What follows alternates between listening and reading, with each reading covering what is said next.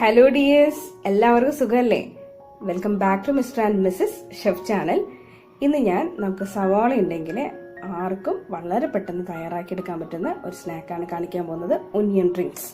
അതിനുവേണ്ടി ഞാനിവിടെ ഒരു 3 സവാള, ചെറിയ സവാളയാണ് ഞാൻ എടുത്തത്. നിങ്ങളുടെ കയ്യിൽ വലുതോ അല്ലെങ്കിൽ മീഡിയം സൈസ് സവാള ഉണ്ടെങ്കിൽ അങ്ങനെ എടുക്കുക. അപ്പോൾ അതനുസരിച്ച് നമ്മുടെ റിങ്സിൻ്റെ വലിപ്പം കൂടുതലായിട്ട് കിട്ടും.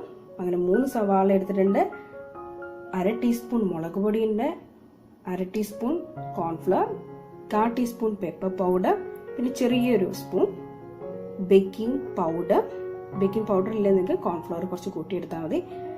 പിന്നെ ഒരു മുട്ട, 1 കപ്പ് മൈദ, ബാറ്റർ തയ്യാറാക്കാൻ ആവശ്യമായിട്ടുള്ള അളവിൽ പാല്.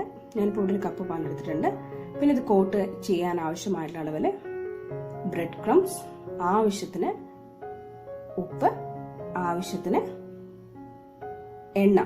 അപ്പൊ ഇത്രയും ഇൻഗ്രീഡിയൻസ് കൊണ്ടാണ് നമ്മുടെ ഇന്നത്തെ സിമ്പിൾ ആയിട്ടുള്ള ഒനിയൻ റിങ്സ് തയ്യാറാക്കാൻ പോകുന്നത്. ഇനി എങ്ങനെയാണ് തയ്യാറാക്കുന്നത് കാണാം. ഒനിയൻ റിങ്സ് എങ്ങനെയാണ് ആക്കിയെടുക്കുന്നതെന്ന് അറിയാത്തവർക്ക് വേണ്ടി മാത്രം ഇതിന്റെ നമ്മൾ സവാള നന്നായിട്ട് തൊലിയൊക്കെ കളഞ്ഞ് അതിന്റെ ഈ 2 സൈഡും കട്ട് ചെയ്ത് കളയാം. അതിനുശേഷം ഇത് 1 ഇഞ്ച് നീളത്തിൽ ഒന്ന് കട്ട് ചെയ്തെടുക്കാം. ഇനി ഇതിൽ നിന്ന് നമുക്ക് ഇങ്ങനെ കട്ട് ചെയ്ത് എടുക്കുമ്പോൾ നമ്മളിങ്ങനെ പ്രസ് ചെയ്യുകയാണെങ്കിൽ ഇതിനകത്തുള്ള ഈ റിങ്സ് നമുക്ക് പുറത്തേക്ക് കിട്ടും. അങ്ങനെ നമുക്ക് എല്ലാ സവാളയും ഇതുപോലെ റിങ്സ് ആക്കിയിട്ട് എടുക്കാം. ഇനി നമുക്ക് ബാറ്റർ തയ്യാറാക്കി എടുക്കാം. അതിനായിട്ട് ഒരു ബൗളിലേക്ക് മുട്ട പൊട്ടിച്ചൊഴിക്കാം. ഇനി ഇതിലേക്ക് നമുക്ക് മുളക് പൊടിയും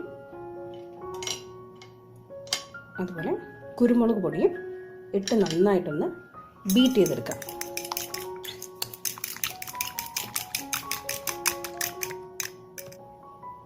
നന്നായി ബീറ്റ് ചെയ്ത മുട്ടയിലേക്ക് നമുക്ക് മൈദ ഇട്ട് കൊടുക്കാം. ഇനി ഇതിലേക്ക് ബേക്കിംഗ് പൗഡറും കോൺഫ്ലവർ ഇടാം. ഇനി ഇതൊന്ന് നന്നായി മിക്സ് ചെയ്തെടുക്കാം. ആവശ്യമായിട്ടുള്ള അളവിൽ പാലൊഴിച്ച് ബാറ്റർ ഒന്ന് ലൂസാക്കി എടുക്കാം.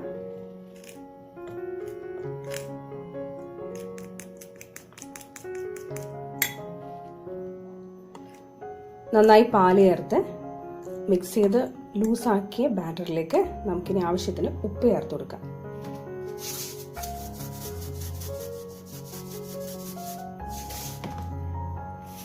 ഇനി നന്നായിട്ടൊന്ന് മിക്സ് ചെയ്യാം.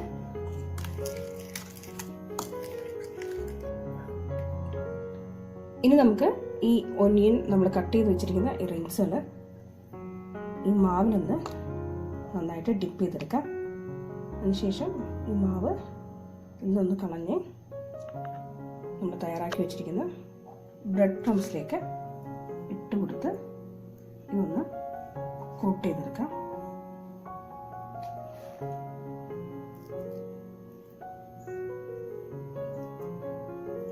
ഇനി നമുക്ക് എല്ലാ റിങ്സുകളും ഇങ്ങനെ കോട്ട് ചെയ്ത് എടുത്ത് മാറ്റി വെക്കാം. ഇനി ഒരു പാനിൽ എണ്ണ ഒഴിച്ച് തിളച്ച് വരുമ്പോൾ നമ്മൾ കോട്ട് ചെയ്ത് വെച്ചിരിക്കുന്ന ഈ ഒനിയൻ റിങ്സ് ഇട്ട് നമുക്ക് 2 സൈഡും മറിച്ചിട്ടും ഫ്രൈ ചെയ്തെടുക്കാം. തീ കുറച്ച് വെക്കാൻ വേണ്ടി പ്രത്യേകം ശ്രദ്ധിക്കണം. ഒരു സൈഡ് മൊരിയുമ്പോൾ നമുക്ക് മറ്റേ സൈഡ് കൂടി മറിച്ചിട്ട് കൊടുക്കാം. നമ്മളിത് തിന്നായിട്ട് സ്ലൈസ് ചെയ്യുന്നതുകൊണ്ട് തന്നെ പെട്ടെന്ന് ഇത് ഫ്രൈ ആയി കിട്ടും.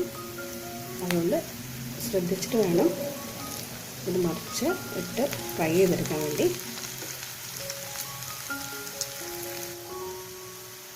ഫ്രൈ ആയ റിങ്സ് നമുക്ക് ഒരു ടിഷ്യൂ പേപ്പർ വെച്ച് പാത്രത്തിലേക്ക് മാറ്റിയെടുക്കാം. നല്ല ക്രിസ്പി ആയിട്ടുള്ളൊരു സ്നാക്കാണിത്.